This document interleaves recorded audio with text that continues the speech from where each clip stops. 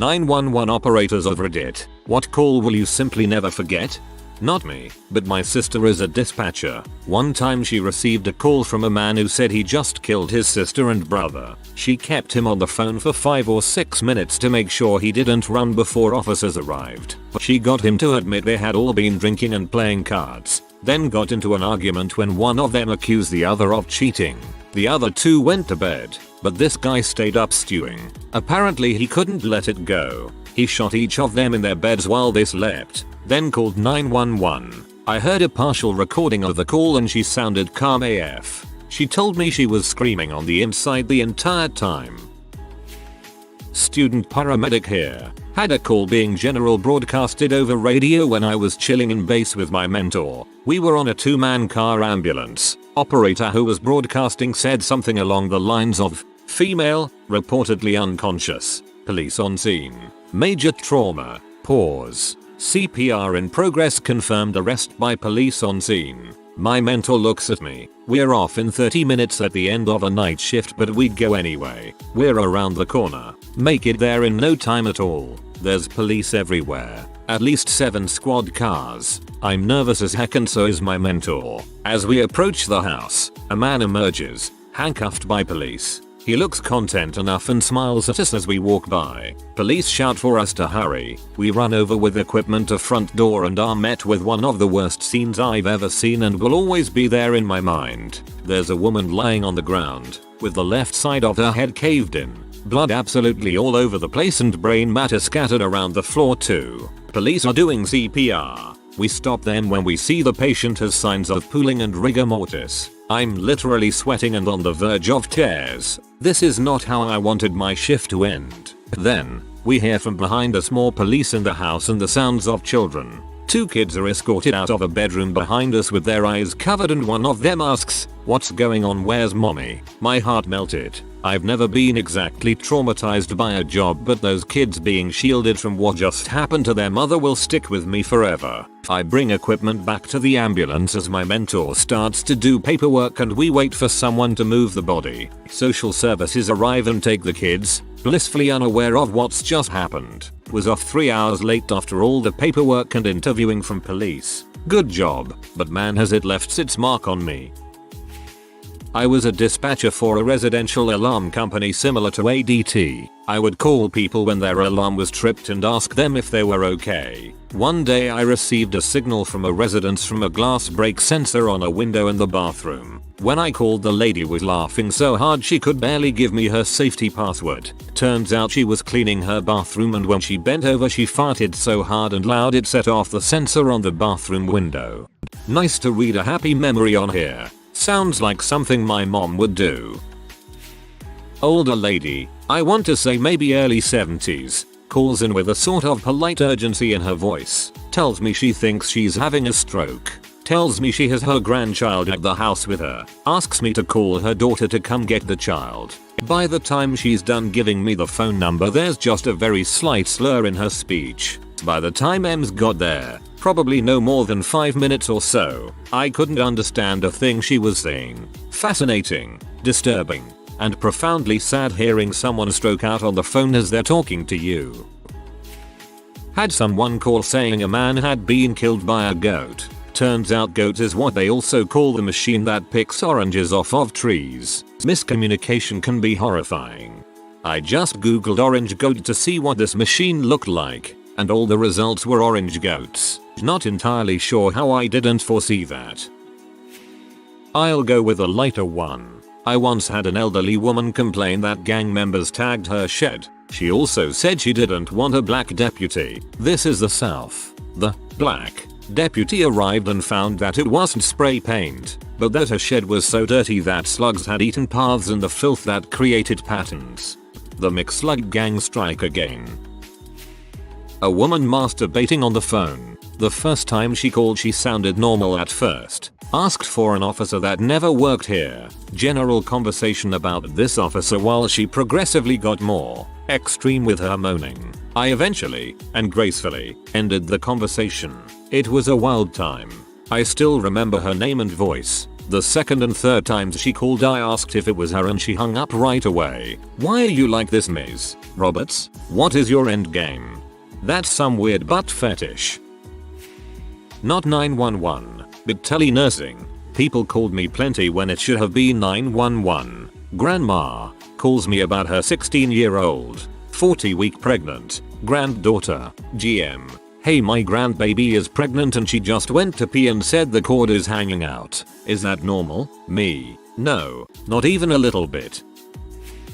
I've been a 911 dispatcher for 11 years in a medium-sized center, population 180,000. We have more than our share of crazy calls, but there are only a few calls that have stuck with me. For me, the ones that I can't get rid of aren't even close to being the craziest or most brutal. 7-8 years ago I took a 911 call from a man who came home to find his adult sister had been raped and beaten.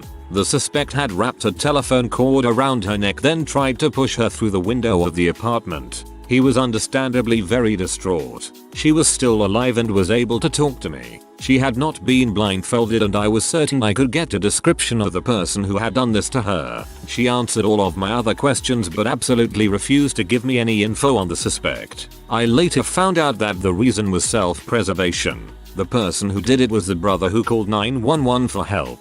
He was so believable it really messed with my head. I also felt horrible that I had continued pressing her for info with the person who hurt her was right there and that I could have potentially put her in more danger without realizing.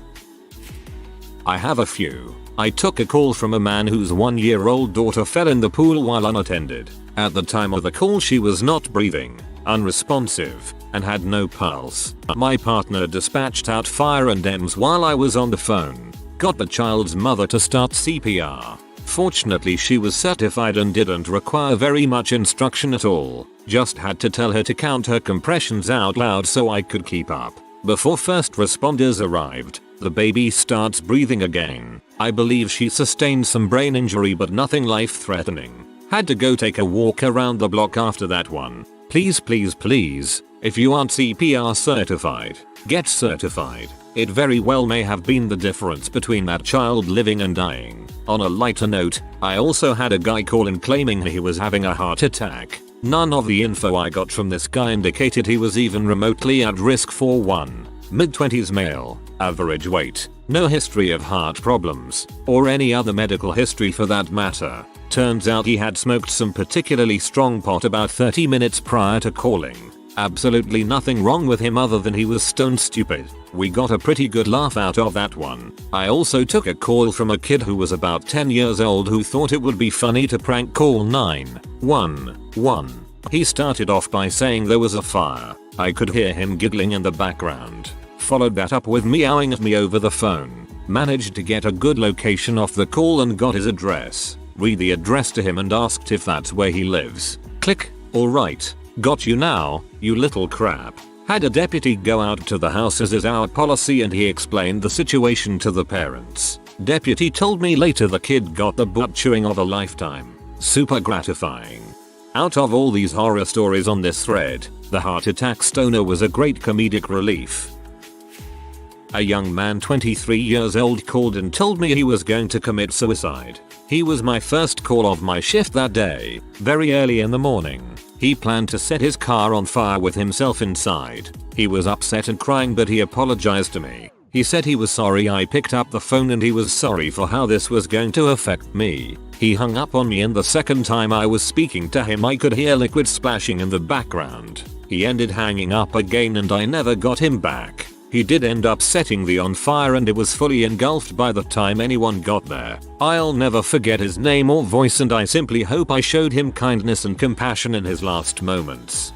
Jesus Christ. I hope you're okay after having to take that call. You did all you could. Clearly he didn't want to be stopped. You sound like a good soul. Answered to the sounds of a couple of women absolutely screaming and wailing. I'm sure anyone that has done the job long enough knows the type of scream I mean. That blood-curdling scream of someone in genuine anguish. Knew something was up and got police and ambulance on the way. trying to get them on the phone to get details, and a boy of no more than 5 years old comes on the phone and says my daddy is swinging from the roof and his eyes are open and staring. He had hung himself while his family were out doing their shopping. Yikes. That is terrible for the family and the kids, but there is not much that is more straightforward than a child caller. This one still bothers me because it's so fresh and our community is hurting from it as well. Took a call from a hysterical woman advising me of a rollover crash that happened near her house. She lives near the top of a blind hill that people like to jump, like catching that butterfly feeling in your stomach, although you can get air in the right vehicle. She tells me that a girl is laying on the ground about 30 feet or so from the vehicle. When asked if the girl is alive, she says, "Oh yes, honey, she's wiggling around on the ground. My daughter is a nurse. She's checking on her now." Awesome. We hardly ever are lucky enough to have a trained professional on scene before a med unit can get there. But then she tells me her daughter is starting CPR. To be honest, that didn't surprise me. My caller was getting hysterical again and we already had first responders on the way, so I started asking more questions about the scene. Her daughter breaks CPR to get on the phone with me, tells me she can do compressions only, that the girl's jaw is completely gone. A bit stunned, I tell her to continue compressions. But rather than getting put back on with the original caller, I hear the scared voice of a teenage girl, the driver. Is my friend going to be okay? I can't find anything to say for a moment. Finally, after what seemed to be too long, I say they're doing CPR, dear, and we have help on the way. Are you and the other passenger okay? We're fine. Just please tell me she's okay. The girl on the ground was confirmed DOA. She had been laying down in the back seat without her seatbelt on because she had a headache. She was 15.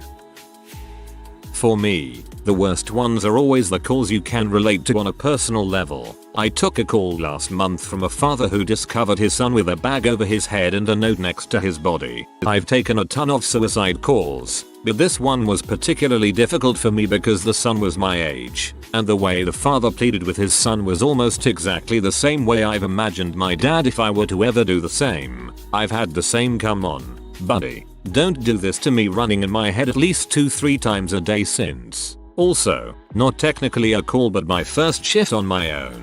I dispatched the deputy I did my ride along with to a domestic that he ended up being shot and killed at. Hearing his blood gurgled shots fired scream on the radio won't be something I'll ever forget. Dang. Thank you for everything you do. Well, my buddy is a fireman and dispatch had just alerted them of a man having chest pains. They get to the guy's house, and as soon as they open the door, the dude's dog runs outside. The dude shouts, "You let my dog out, go get my dog, please." So my buddy immediately starts chasing the dog. He catches the dog, comes back to the house, and when he walks in the door he sees that the man having chest pains had actually shot a hole in his chest while cleaning his gun. Old dude shoots himself in the chest, tells 911 it's chest pains, and when help arrives, he makes them go chase his dog down before tending to his own life-threatening wound. Biggest WTF of my buddy's career. Technically correct, his chest did hurt. A woman complaining of spiders in her vagina. In college, I worked as an EMT in a major city. Not the craziest call I ever had, but one of the wackiest callouts we ever got was to respond to a woman complaining of spiders in her vagina. I'll never forget pulling up to this major intersection where, sure enough, there's this old lady lying on the sidewalk with her pants off and legs spread up in the air. Turns out it was this transient lady in her 70s who had been having some wild hallucinations. We still had to check for spiders. I have shared this before, but one that sticks with me is a 14-year-old girl that calls the police for a disturbance. Officers show up and everything seems average. Parents advise the reporting party is upset because she isn't allowed to go out with her boyfriend. Officers are getting ready to leave after being there for 40 minutes, but something seems off to them. The two officers take the 14-year-old outside and near their patrol units to speak to her. While they are walking outside, the girl's mother, stepfather and two sisters go and stand on the porch to see if they can see what is going on. They are unable to hear due to their officers and girl being on the other side of the street. It was then when the stepfather started pacing and went inside. The girl breaks down and tells the officers that her stepdad has been sexually assaulting her for years and he didn't want her to go see her boyfriend because he was jealous. The officers look up and at that moment they see the stepfather shoot the mother in the back of the head. He proceeds to shoot the reporting party's older sister in the chest and her younger sister in the leg as they started running away. One officer returns fire while the other is shielding the reporting party. The stepfather runs inside and barricades himself. The reporting party tells the officer that her two brothers are inside with the stepfather. Backup arrives and surround the home. The officers make forced entry after they hear gunfire from inside. They storm the residence and find the stepfather has shot himself in the head with his two biological sons in the same room. The mother died instantly. The older sister died instantly. The younger sister was hospitalized. I don't know if she made it. Just know she was flown to a hospital miles away. This 14-year-old lost her family. Later the investigators were taking her statement and her only reply was, "Last time I tried to tell someone the truth I lost my family. Doesn't matter what I say. I'm alone now." It took hours to get in contact with the family. Eventuality we were able to get in touch with her grandparents and she left with them. I think about this kid a lot and hope she is okay. 112 dispatcher amongst other things. My job is actually a fireman, but due to the structure of the fire department where I live we are also taking calls. Anyway, got a call once from a lady who wanted assistance because she fell on the floor, lived alone and had trouble standing up. Pretty common, so I sent a crew out there. They come back and they tell me she was kind of disappointed. This call kept happening for the next few days till we understood what was going on. She had a crush on one of my colleagues and she just wanted him to visit her. When she finally put together when his shift was working, they only had her calls ever since. I've joked with my friends about doing this because we had some really cute local firefighters in DC, but we would never actually do it. Kind of impressed with her commitment. I've left the job now for pastures new, but story time. Woman of 90 years old calls up and says she's having a spot of trouble. She's struggling to work the phone and tells me she basically had a leg ulcer which has popped and that she's on blood thinners, so there's a lot of blood coming out. I get an ambulance out immediately to her, but midway through the call it goes silent, and I hear a big gulp thud on the floor. After this, I try my best to basically shout down the phone after her to get her attention. All I can hear is very heavy breathing but no reply. This continues for a couple of minutes before I hear banging on the other end of the line and a voice faintly shouting the lady's name. I keep trying to rouse her myself but I am unsuccessful. I hear the window break and a couple of voices approaching. They reach her and thankfully I hear her very faint voice respond. Normally we don't find out what happens, but in this case I actually received a letter and chocolates from the lady who sent it in and said that she could hear me the whole time and felt reassured that help was coming, but she didn't have the strength to reply. For what was a really crappy job at the time, getting that made the next few months really easy. Oh my goodness, that really is. I can't think of the word, but I'm glad everything turned out good and wholesome. I worked for a dispatch company very similar to Life Alert. An older lady in her 90s thought someone was intruding on her property and called the cops. She had severe dementia though and forgot she had called the cops, so when they rang her door she thought they were the intruders. So she hit her wrist button to get in contact with us. Then she got out her gun.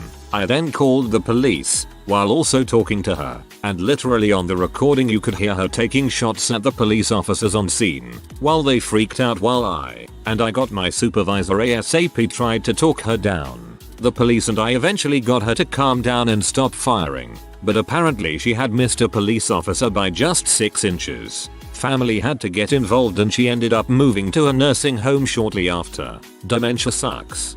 Dementia with a gun. That was never going to end well. Can't believe she didn't have to surrender the gun when she was diagnosed. The one that always sticks with me was the time I had to tell a father how to cut his 15-year-old son down after he had hung himself. He was actively reciting reasons why he may have been a bad parent while doing it. I'll remember that until the day I die. I once attended a very similar situation. A father had just cut down his daughter when I arrived on scene. She was 24, the same age as myself at the time, and in the early stages of pregnancy. I will never ever forget that day. It's been nearly 3 years and I can still get a bit upset thinking about it. I know how you feel and it freaking sucks, mate.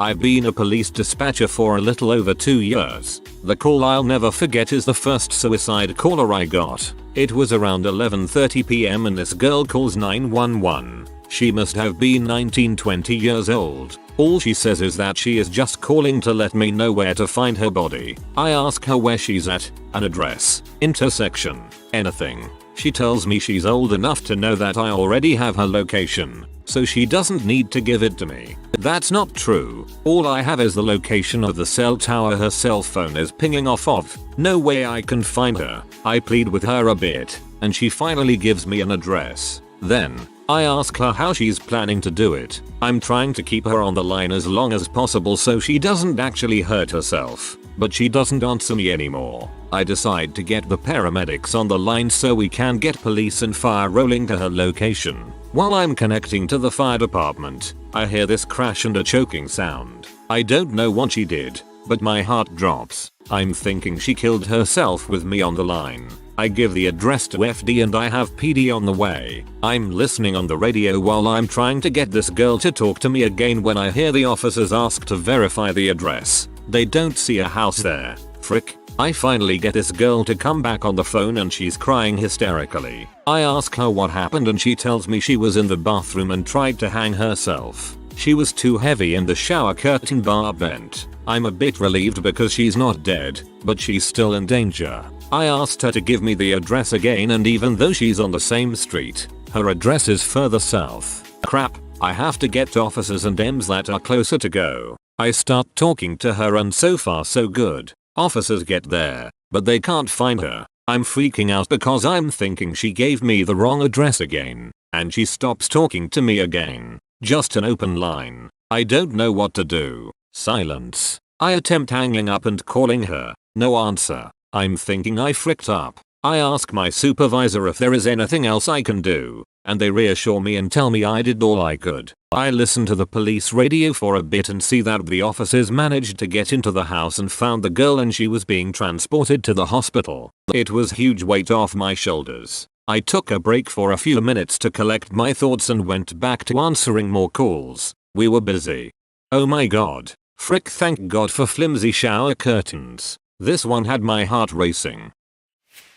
I used to work for 111, which is the UK's non-emergency line, but at least a third of the calls we would take would be emergency calls, or potentially emergency calls, heart attacks, strokes, etc. I remember a lot of emergency calls, suicidal patients, patients who had only just stopped breathing and the people with them refused to do CPR. But the one that hit me hardest was a miscarriage. I had a young single woman call late at night screaming in agony, in absolute panic for her baby, completely unable to move to open the door to let the emergency services in. Fortunately, we were able to pass the dispatch details of any emergency call directly to 999 even though we had to stay on the line with the patient. And I remember having to sit there listening to this poor woman have a horrifically painful miscarriage and the absolute distress she was in at losing her baby whilst she was all alone with no family to call on. And I felt completely helpless. All I could do was stay on the line with her until her help was on the way. My brother-in-law is a 999 operator in the UK, and they also take calls on the non-emergency number, which is 101. He tells me about the more light-hearted calls and one of them always makes me smile when I remember it. Call comes through on 101 and all he can hear is some faint muttering and a TV in the background. He's a bit worried cause it's potentially someone who has collapsed, managed to dial a number, but isn't able to talk. He's trying to get a response when suddenly an old guy starts talking to him, obviously very confused as to why there's someone on the end of the phone. Turns out the old guy had thought his phone was his TV remote and he was just trying to watch the golf on BBC, which just so happens to be channel 101. He was very apologetic when my brother-in-law explained what he'd done. That's so sweet. I'm seeing a lot of serious stories on here. The job isn't always like that. I'm a police call handler in the UK. Someone once called 999 because a pigeon was standing in the road and she was worried it would be run over. Could not understand why that didn't merit an emergency response. If you are new to the channel, you can subscribe. I publish new videos every day. Until then, check another video.